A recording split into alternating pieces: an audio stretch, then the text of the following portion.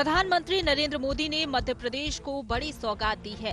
प्रधानमंत्री ने भोपाल के रानी कमलापति स्टेशन से दिल्ली के बीच चलने वाली वंदे भारत ट्रेन को हरी झंडी दिखाई है। ये ट्रेन भोपाल से दिल्ली के बीच का सफर आसान करेगी। मौका तो ट्रेन को हरी झंडी दिखाने का था, लेकिन इस मौके पर बोलते हुए पीएम मोदी ने न केवल इसे सांस्कृतिक पहचान से जोड़ने की कोशिश की, बल्कि इशारों में तुष्टीकरण, परिवारवाद और पिछड़ेपन को लेकर कांग्रेस पर भी जमकर निशाना साधा। पहले की सरकारें तुष्टीकरण में ही इतना व्यस्त रही कि देशवासियों के संतुष्टीकरण पर उनका ध्यान ही नहीं गया। वे वोट बैंक के तुष्टीकरण में जुटे हुए थे। हम देशवासियों के संतुष्टीकरण में समर्पित है। पहले की सरकारों में एक और बात पर बड़ा जोर रहा, वो देश के एक ही परिवार को देश का प्रथम परिवार मानती रही। देश के गरीब परिवार, देश के मध्यम वर्गीय परिवार, उन्होंने अपने हाल पर ही छोड़ दिया था। इन परिवारों की आशाएं, अपेक्षाएं, उन्हें पूछने वाला ही कोई नहीं था। भारतीय रेलवे दरअसल सामान्य भारतीय परिवार की सवारी है। आजादी के बाद भारत को एक बना, तब की सरकारें चाहती तो बहुत तेजी से रेलवे को आधुनिक बना सकती थी, लेकिन राजनीतिक स्वार्थ के लिए, लोक लुभावन वादों के लिए रेलवे के विकास को ही बलि चढ़ा दिया गया। पीएम मोदी के साथ बीजेपी ने भी पीएम मोदी की इस सौगात को भुनाने में कोई कोर कसर बकाया नहीं रखी। इसे मोदी विजन का हिस्सा बताया गया। ये मोदी जी के नेतृत्व में चमत्कार हो रहा है। ये मोदी विजन है, जिन्होंने पूरे देश को बदला है, मध्य प्रदेश भी बदला है। न केवल वंदे मातरम ट्रेन, बल्कि शानदार हाईवे, 4 लाख किलोमीटर सड़कें मध्य प्रदेश की धरती पर बनी है। ये नरेंद्र मोदी विजन है। सिंचाई की क्षमताओं का विस्तार हुआ है, यह भी मोदी जी का विजन है। 30 लाख लोगों का इलाज, इसको मोदी विजन कहते हैं। देश बदल रहा है और मध्य प्रदेश भी मोदी जी के नेतृत्व में बदल रहा है। पीएम मोदी के इस दौरे को उनके मिशन एमपी के तौर पर देखा जा रहा है। दरअसल बीजेपी नई स्ट्रेटेजी पर काम कर रही है, जिसमें अब राज्यों की सरकार बनाने के लिए भी मोदी सरकार के काम गिनाए जा रहे हैं। इसे डबल इंजन की सरकार का फॉर्मूला कहा जा रहा है। पीएम मोदी के लगातार एमपी दौरों को इसी रणनीति का हिस्सा माना जा रहा है। पीएम मोदी इससे पहले हबीबगंज रेलवे स्टेशन का नामकरण आदिवासी रानी कमलापति के नाम पर करने, महाकाल लोक का उद्घाटन करने आ चुके हैं। तो केंद्रीय मंत्री अमित शाह, बीजेपी के राष्ट्रीय अध्यक्ष जेपी नड्डा जैसे नेताओं के दौरे भी लगातार हो रहे हैं। हालांकि विपक्ष नहीं मानता कि इससे कोई फर्क पड़ने वाला है। चुनाव जैसे ही नज़दीक आ रहा है तो लगातार राज्य शासन के जो पैसे का दुरुपयोग कर रहे हैं, जो पैसा जनहित में काम आता, आम जनता के काम आता या गरीब जनता की योजनाओं में काम आता, उस पैसे का दुरुपयोग इन्होंने अपने विज्ञापन में और बाकी चीज़ों में खर्च करा है। भारतीय जनता पार्टी की केंद्र सरकार हो चाहे राज्य सरकार हो, अब ये कितने ही सर पटक लें, जनता अब इनके बातों में बहकावे में नहीं आएगी। मध्य प्रदेश में बीजेपी और कांग्रेस के बीच 2023 का चुनाव करो और मरो की स्थिति वाला बन गया है।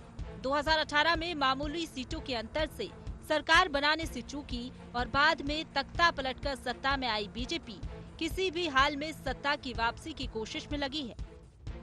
इसके साथ ही उसकी तैयारी अगले साल होने जा रहे लोकसभा चुनाव की भी है। इसके लिए भोपाल और दिल्ली दोनों का पूरा जोर चल रहा है। देखना ये है कि इसमें बीजेपी कितना कामयाब होती है और कांग्रेस इस दोहरे मोर्चे का मुकाबला कैसे कर पाती है। Bureau report, IND 24।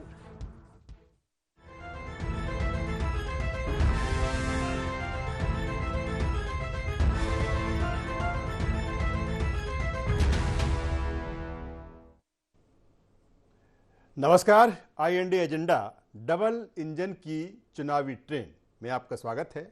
मैं हूं राजेश सक्सेना। प्रधानमंत्री नरेंद्र मोदी राजधानी भोपाल में तकरीबन 7 से 7.5 घंटे रहे। पहला जो कार्यक्रम था सेना का एक बड़ा कार्यक्रम संयुक्त कमांडर कॉन्फ्रेंस में उन्होंने शिरकत की और बाद में जिस तरह से वंदे भारत ट्रेन को हरी झंडी दिखाई और हरी झंडी दिखाने के बाद जिस तरह से पीएम नरेंद्र मोदी ने वहाँ पर मौजूद लोगों को एड्रेस किया या फिर इस जगह से इस स्थान से पूरे देश को प्रदेश को एड्रेस किया और कहीं ना कहीं कई तरह के संकेत वो इसके बहाने दे गए। कांग्रेस को भी उन्होंने निशाने पर लिया और आगे चुनावी जो रणनीति है, जो चुनावी समर है, कहीं ना कहीं उसके भी तमाम संकेत थे। इसी पर आज चर्चा करेंगे, लेकिन सबसे पहले देख लेते हैं IND पॉइंट्स। क्या वंदे भारत के बहाने डबल इंजन की चुनावी ट्रेन को झंडी दिखा गए पीएम मोदी? मोदी और शिवराज सरकार के काम गिनाकर वोट मांगेगी बीजेपी? 2023 में फिर दिलाई जाएगी 2003 के पहले के बीमारू राज्य की याद? और बीजेपी ने विधानसभा चुनाव के साथ शुरू कर दिया 2024 की रणनीति पर काम। ये 4 एजेंडा पॉइंट्स हैं जिनको लेकर आज हम चर्चा करेंगे, बातचीत करेंगे। चर्चा शुरू करें उससे पहले अपने मेहमानों से आपका परिचय करा देते हैं, तारुफ करा देते हैं, फिर इस चर्चा को हम आगे बढ़ाएंगे। 3 मेहमान आज हमारे साथ इस चर्चा में। हमारे साथ में है वरिष्ठ पत्रकार संदीप पौराणिक जी। संदीप जी, स्वागत है आपका। हमारे साथ में है ब्रजगोपाल लोहिया जी, भाजपा नेता, आपका स्वागत। और कांग्रेस की युवा नेता प्रवक्ता अमित तांवरे जी हमारे साथ में। अमित, आपका स्वागत है। सबसे पहले संदीप जी, मैं आपके पास में आता हूं। जिस तरह का जो सारा घटनाक्रम आज रहा, पीएम नरेंद्र मोदी, हालांकि एक बड़ी बैठक जिस तरह से कमांडर कॉन्फ्रेंस की जो रही, संयुक्त कमांडर कॉन्फ्रेंस, लेकिन उसके बाद वंदे भारत जो ट्रेन है उसको हरी झंडी दिखाई गई और इस हरी झंडी के बहाने कहीं ना कहीं जो डबल इंजन की चुनावी ट्रेन है उसके भी इसमें संकेत दिए गए। मेरा सीधा सवाल, क्या वंदे भारत के बहाने डबल इंजन की चुनावी ट्रेन को झंडी दिखा गए पीएम नरेंद्र मोदी? देखिए राजेश जी, स्वाभाविक सी बात है, जब देश का प्रधानमंत्री किसी राज्य में आता है तो एक माहौल तो गर्म आता है और जब चुनाव करीब हों तो उसके संकेत और संदेश अलग होते हैं। प्रधानमंत्री ने इस प्रवास के दौरान आप ये देखिए कि उन्होंने परिवारवाद पर भी हमला किया और अपनी बात भी कही, साथ ही कांग्रेस के कार्यकाल की भी याद दिला गए वो कि किस तरह से गाड़ियां चलनी चाहिए थी, आत्मनिर्भरता की तमाम बातें की।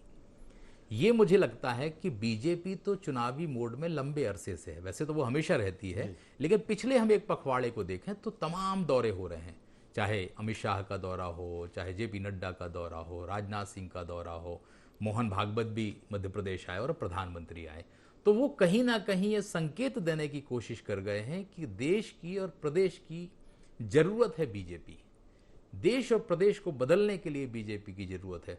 और डबल इंजन की सरकार का नारा तो बीजेपी लंबे अरसे से देती आई है और उसकी कोशिश है कि वो जनता को लुभाए भरमाए। अब वो उसमें कितना सफल होती है, प्रधानमंत्री के दौरे का कितना असर होता है, ये तो सब वक्त ही बताएगा। राजेश संदीप जी, लंबे समय से ये भी देखा जा रहा है कि जैसे जैसे जो चुनावी समर है वो नजदीक आ रहा है, लेकिन अगर बीजेपी की रणनीति देखें तो बहुत सारी चीजें हैं जो केंद्र पर निर्भर अब दिख रही हैं। क्या ये मान लिया जाए कि आगामी जो चुनाव है वो केंद्र के दम पर लड़ा जाएगा, केंद्र की तमाम सारी योजनाएं या मोदी का जो चेहरा है उसको आगे करके अब लड़ा जाएगा? देखिए राजेश जी, ये तो तय है कि बीजेपी मध्य प्रदेश में चुनाव प्रधानमंत्री मोदी के चेहरे पर ही लड़ेगी। जब भी हम देख रहे हैं तो सीधी बातें आ रही हैं वो केंद्र सरकार की आ रही है। ऐसा नहीं कि मध्य प्रदेश सरकार कोई योजनाएं नहीं ला रही है, वो युवाओं को लुभाने की कोशिश में लगी हुई है। युवा नीति बना दी, कामगार योजना ले आए, वो बहना योजना ले आए महिलाओं को लुभाने के लिए। तो मध्य प्रदेश सरकार तो जनता को लुभाने की कोशिश कर रही है, लेकिन बीजेपी के अंदर एक चीज और है राजेश जी, कहीं ना कहीं बीजेपी के पास ये फीडबैक है कि जमीनी स्तर से अच्छे संकेत नहीं आ रहे हैं। यही कारण है कि अगर राज्य सरकार के खिलाफ संदेश आ रहा है या संकेत आ रहा है, जनता संतुष्ट नहीं है, तो आपको उसे पीछे करना पड़ेगा और उस व्यक्ति को आगे करना पड़ेगा जिसके प्रति लोगों में रुझान है। तो मुझे लगता है कि बीजेपी ने यह तैयारी पूरी शुरू कर दी है कि अगला चुनाव जो लड़ा जाएगा वो चेहरा अगर कोई होगा तो वो प्रधानमंत्री नरेंद्र मोदी ही होंगे। तो ब्रजगोपाल लोहिया साहब, क्या अब मान लिया जाए कि जिस तरह की संकेत की बात की जा रही है, उन संकेत के आधार पर ही बीजेपी अब इस स्ट्रेटेजी पर काम कर रही है? क्योंकि हमने सीएम शिवराज सिंह चौहान को भी सुना, जिस तरह से तमाम सारी चीज़ें केंद्र को लेकर या पीएम नरेंद्र मोदी को लेकर जिस तरह से कही गई, तो अब ये जो बीजेपी की स्ट्रेटेजी है इसी दिशा में आगे बढ़ेगी जिस डबल इंजन की हम बात कर रहे हैं? नहीं राजेश जी, एक बात को आप समझ लीजिए, कोई आज से नहीं, 2013 के अगस्त के माह में जब ये निर्णय हुआ था तब से आज तक भारतीय जनता पार्टी नरेंद्र मोदी जी के चेहरे को सबसे आगे रखती है। और क्यों ना रखें, जब दुनिया का सबसे लोकप्रिय नेता, जब दुनिया का सबसे विश्वसनीय नेता भारतीय जनता पार्टी का नेता है, तो भारतीय जनता पार्टी उस चेहरे को तो आगे रखती ही है। परंतु उनके पीछे क्या है? केवल चेहरे से कुछ नहीं होता। चेहरे तो बहुत देश में है, अन्य राजनीतिक दलों के पास भी चेहरे हैं, मगर चेहरे से कुछ नहीं होता। चेहरे के पीछे का जो किया गया काम होता है, जो चेहरे के पीछे की तपस्या होती है, उस तपस्या को सामने रखा जाता है। ये चेहरा अकेला होने से कुछ होता तो बहुत बड़ी चीज है, हर आदमी एक चेहरा रख लेता, परंतु माननीय नरेंद्र मोदी जी का जो विजन है देश के लिए, माननीय नरेंद्र मोदी जी का 9 वर्ष की सरकार का जो काम है देश के लिए, उन कामों के आधार पर हम जा रहे हैं। और इसमें दो राय नहीं है कि आज माननीय प्रधानमंत्री जी ने भी कहा है, शिवराज जी ने मध्य प्रदेश को बीमारू राज्य की श्रेणी से बाहर निकाला है। 2003 तक की परिस्थितियां आप हम पूरा मध्य प्रदेश जानते हैं, और मध्य प्रदेश में लोक कल्याण की अद्भुत अनूठी योजनाएं भी आई जिनकी सराहना भी सारा देश कर रहा है। और केवल भारतीय जनता पार्टी नहीं, गैर भारतीय जनता पार्टी दलों की जो सरकारें हैं वो केवल प्रशंसा ही नहीं कर रही, मध्य प्रदेश में अपने दल भेजकर उन योजनाओं के जो क्रियान्वयन मध्य प्रदेश में हो रहा है उसको सीखने आ रहे हैं। चाहे लाडली लक्ष्मी हो, चाहे मुख्यमंत्री कन्यादान योजना हो, और अब चाहे लाडली बहना हो, इनको देश भर में आइकॉन माना जा रहा है कि ये अद्भुत योजनाएं शिवराज जी की सरकार की देन है। तो हम तो दोनों को लेकिन लोहिया साहब सवाल यहाँ ये बनता है कि अगर 2003 के बाद देखा जाए तो 1.5 साल निकाल दिया जाए, आपकी ही सरकार रही है, फिर क्यों बीजेपी याद करती है उस 2003 के पहले की? आपके पास तो पर्याप्त साल है बताने के लिए कि हमने इन सालों में क्या किया। राजेश जी, एक बात और बताऊं, आज हमारा जो मतदाता है, जो नया मतदाता है, जो 18 वर्ष के ऊपर का हुआ है, इनमें तो उनका जन्म ही नहीं हुआ था। उन्हें तो ये मालूम ही नहीं है कि कांग्रेस के लोग किस तरह के दावे करते हैं और किस तरह के वादे करते हैं, और जब सरकार में थे तो काम किस तरह के करते हैं। आज आप कल्पना कीजिए कि 28 वर्ष का जो नौजवान है उसे तो कांग्रेस की दिग्विजय सिंह की सरकार का ध्यान ही नहीं है। हाँ, मगर उसे अच्छा रहा ये कि 15 महीने की कमलनाथ जी की सरकार उन्होंने देख ली। उन्हें ये अब समझ आ चुका है कि 973 झूठ के पुलिंदे को वचन पत्र का नाम देकर ये सरकार में तो आ जाते हैं, परंतु जब सरकार में आते हैं तो काम वो नहीं करते हैं जो वचन पत्र मिले। मैं आता हूं, दोबारा आता हूं लोहिया साहब आपके पास में। अमित तांवरे जी हमारे साथ में हैं। अमित, अब जिस तरह से जो ट्रेन है वो चल पड़ी है, हालांकि लंबे समय से डबल इंजन की जो ट्रेन थी वो देखने को मिल रही है बीजेपी में, कितनी सतर्क है कांग्रेस इन चीजों को लेकर और क्या स्ट्रेटजी? देखिए, नरेंद्र मोदी जी आए और ट्रेन को जो हरी झंडी उन्होंने दिखाई है उसके पीछे एक कारण है, क्योंकि पूरी की पूरी भारतीय जनता पार्टी और पूरे केंद्रीय नेतृत्व को ये बात पता है कि जनता की तरफ से भारतीय जनता पार्टी की सरकार और शिवराज सिंह चौहान जी के लिए लाल झंडी निकल चुकी है और वो अब स्थायी तौर पर रहेगी। ये भले ही कितनी ट्रेन को हरी झंडी दिखा दें या किसी भी कार्यक्रमों को हरी झंडी दिखा दें। अब कार्यक्रम था रेलवे का, लेकिन प्रधानमंत्री जी अक्सर जो उनका रटा रटाया भाषण है उस पर आ जाते हैं। वो हम तो ये उम्मीद कर रहे थे कि कोरोना के समय से जो रेलवे ने हमारे बुजुर्गों के लिए जो 50% की रियायत है वो बंद कर दी थी, अभी तक चालू नहीं करी है, न जाने क्या कारण है। वंदे भारत जो ट्रेन इन्होंने चलाई है पूरे देश में, उसका ज़रा किराया पता कर लें कि जो सामान्य ट्रेनें हैं उनके किराए में और वंदे भारत में क्या अंतर है किराए में। दूसरी बात, ऐसी वीआईपी और बड़े लोगों की ट्रेनें हैं कि सीधा झांसी और पहले तो ग्वालियर भी स्टॉपेज नहीं था, उसके बाद दिल्ली, गरीबों के लिए तो सोचिए, कुछ ऐसी ट्रेनें जो पैसेंजर हों, जो भोपाल भी रुकें, विदिशा भी रुकें, बीना भी रुकें, और जिनका किराया भी कम हो। आप समझिए बात को, बुलेट ट्रेन चलाओ आप, ठीक है, कोई बात नहीं, वंदे भारत चलाओ, कोई बात नहीं, लेकिन कुछ ऐसी गाड़ियां भी चलाओ कम फेयर में। बुजुर्ग हमारे जो 50% कांग्रेस के समय से रियायत मिलती थी, वो आपने सालों से बंद कर दी है। क्या कारण है, क्या नहीं है, ये अलग बात है। हम दूसरी बात, अब हम प्रदेश की राजनीति पर आते हैं। केंद्रीय नेता तो पूरी तरीके से इस बात को भाप चुका है कि मध्य प्रदेश में इस बार कांग्रेस की सरकार निश्चित तौर पर बनेगी, क्योंकि 2018 में जो कमी रह गई थी वो इस बार जनता निश्चित तौर पर, मैं आपको बताऊं कि यदि सीटों के मामले में हम बात करें तो जो हमारा आंकड़ा है वो 174 से ज़्यादा सीटें के साथ कांग्रेस की सरकार मध्य प्रदेश में बनने जा रही है। और ये डर साफ तौर पर दिख रहा है। आप देखिए कि पूरे देश में यदि आप नोटिस करेंगे तो सिर्फ मध्य प्रदेश ऐसा है जहां पे हर 15 दिन में दिल्ली से कोई ना कोई आता है। और ये मध्य प्रदेश की सरकार, जो जितने भी मध्य प्रदेश में 62 विभाग हैं, उनका सारा पैसा इनकी आवभगत में लग जाता है। आप यदि आरटीआई के तहत जानकारी निकालेंगे तो कई करोड़ों रुपए इन सब नेताओं की आवभगत में लगा दिया गया, चाहे वो अनुसूचित जाति विभाग का बजट हो या अनुसूचित जनजाति विभाग का बजट हो। इस तरह के आयोजन जब आपकी सरकार रहती है, जहां पर आपकी सरकार है, वहां पर अगर इस तरह से जो आयोजन होते हैं उसमें जो पैसा है, जो रुपया है, वो अपव्यय नहीं होता उसमें? बहुत अच्छी आपने सवाल किया है, और बड़ी जिम्मेदारी के साथ कहना चाहता हूं मैं, हमारी सरकारें जहां भी हैं, आप तो जो सरकारें चली भी गई, केंद्र की सरकार भी हमारी मनमोहन सिंह जी की देख लीजिए आप, 90 और 10 का रेशो होगा। ये बड़ी जिम्मेदारी से ये बात बोल रहा हूं मैं। ये 90 रुपए खर्च करते थे और हम 10 रुपए भी अपने प्रचार में खर्च नहीं कराए। ये लोग क्या बात करते हैं। चलिए मैं आता हूं, मैं संदीप जी के पास में आता हूं।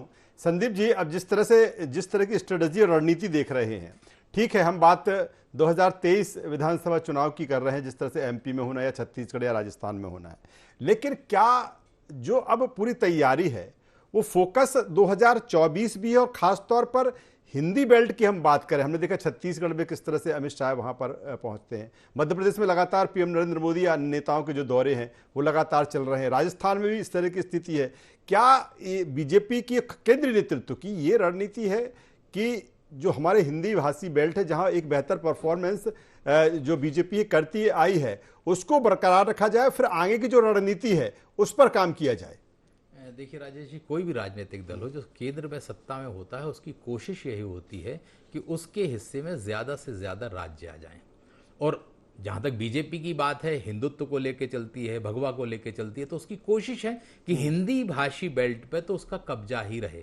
लेकिन पिछले चुनाव में हमने देखा कि मध्य प्रदेश, छत्तीसगढ़, राजस्थान आपके यहाँ खिसक गया था। मध्य प्रदेश आपके पास आ गया, लेकिन छत्तीसगढ़ और राजस्थान अब भी आपसे दूर है। स्वाभाविक सी बात है कि ये वो इलाके हैं जहां से हिंदी भाषी इलाकों में एक मैसेज तो जाता है आपकी ताकत का, और लोकसभा सीटें भी कम नहीं है इन इलाकों से। मध्य प्रदेश में 29 हैं, छत्तीसगढ़ में जाइए तो आप 11 हैं, राजस्थान में भी लगभग 40 के आसपास है। तो ये जो सिनेरियो बनता है कि यहाँ की जीत से आपको एक बल मिलता है, तो कोई भी राजनीतिक दल हो वो कोशिश करेगा। जहां तक मध्य प्रदेश की बात है, आप ये मान के चलिए राजेश जी कि इस बार का चुनाव बहुत आसान नहीं है, चाहे कांग्रेस हो चाहे बीजेपी हो।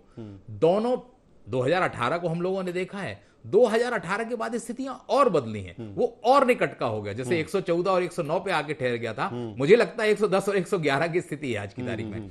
तो दोनों राजनीतिक दल ये जान रहे हैं कि अगर हमने थोड़ी सी चूक कर दी तो हमारे हाथ से बाजी निकल जाएगी। बीजेपी इस मामले में मुझे ज्यादा गंभीर लग रही है, और उसकी कोशिश है कि किसी तरह जनता को अपने पाले में रखा जाए। यही कारण है कि तमाम योजनाओं की घोषणा हो रही है और तमाम बड़े नेताओं के दौरे हो रहे हैं। लोया साहब, नहीं देखिए राजेश जी, मुझे तो बहुत छोटी बातें कहना है। हमारे साथी अमित तांवरे जी थे, आपने उनसे कांग्रेस का प्रश्न पूछा था, परंतु बड़ा दुर्भाग्य वो कांग्रेस को रिप्रेजेंट करने आए हैं और कांग्रेस के बारे में एक शब्द नहीं बोलते।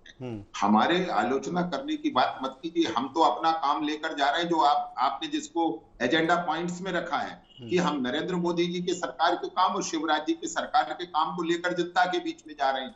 और कांग्रेस को भी ये करना चाहिए कि 2004 से 2014 की कांग्रेस की सरकार के काम लेकर जाए।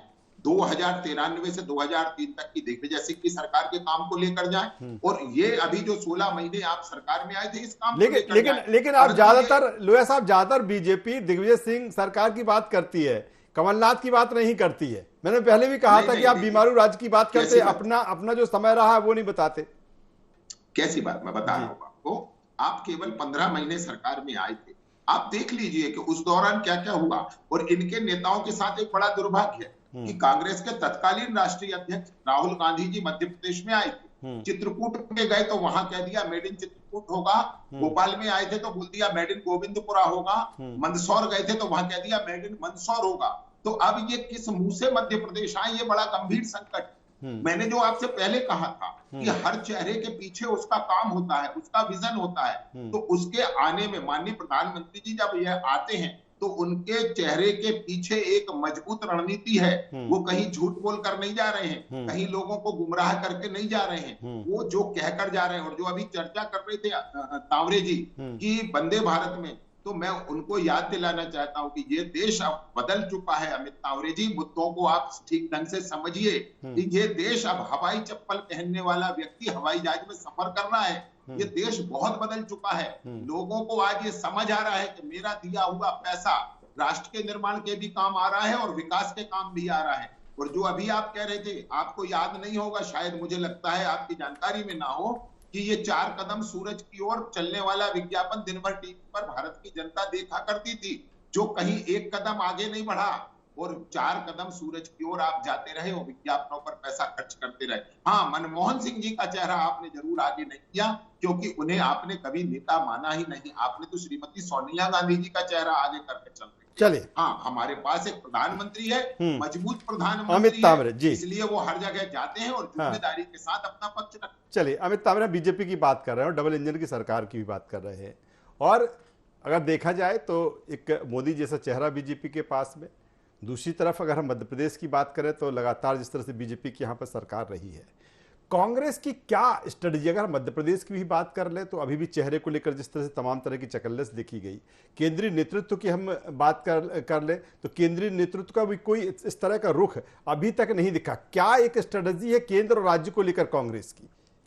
देखिए, कांग्रेस के पॉइंट ऑफ व्यू से बात कर रहा हूं कि आपकी जो हाईकमान है जी।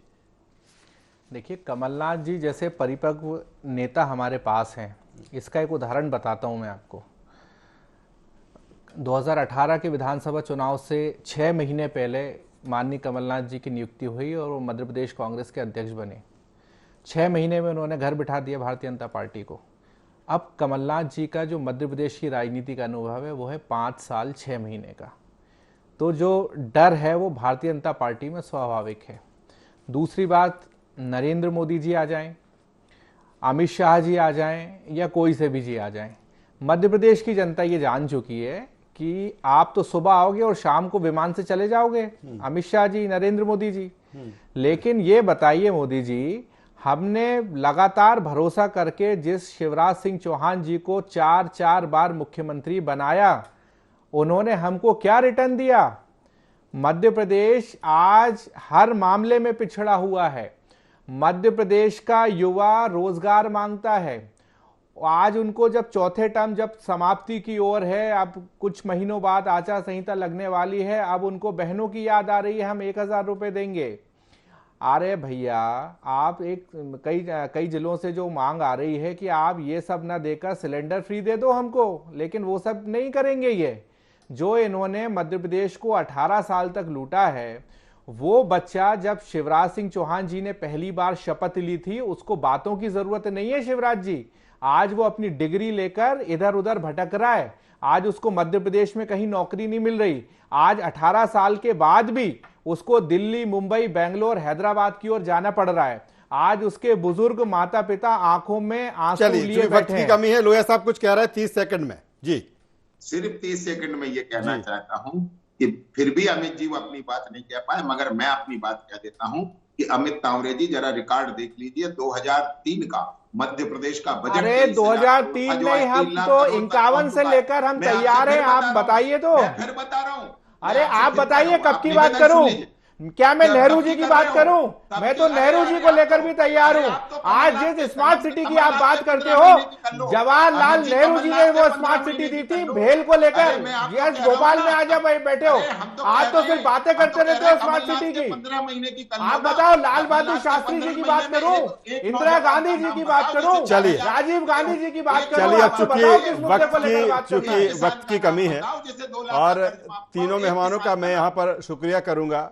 तो जिस तरह से वंदे भारत ट्रेन को हरी झंडी देश के प्रधानमंत्री नरेंद्र मोदी ने दिखाई और उसके बाद अब जो चीज़ें हुई, जो बातें हुई, उसके ज़रिए ये भी कहा जा रहा है कि जो डबल इंजन की चुनावी ट्रेन है अब वो धीरे धीरे गति पकड़ रही है, क्योंकि 23 में अक्टूबर नवंबर में विधानसभा के चुनाव है, फिर कहीं ना कहीं 2024 में लोकसभा के चुनाव, और उसी को लेकर जो राजनीति है, जो सियासत है, वो गर्म है। IND एजेंडा में बस इतना ही। IND 24 पर खबरों का सिलसिला लगातार जारी है। बने रहिए हमारे साथ। नमस्कार।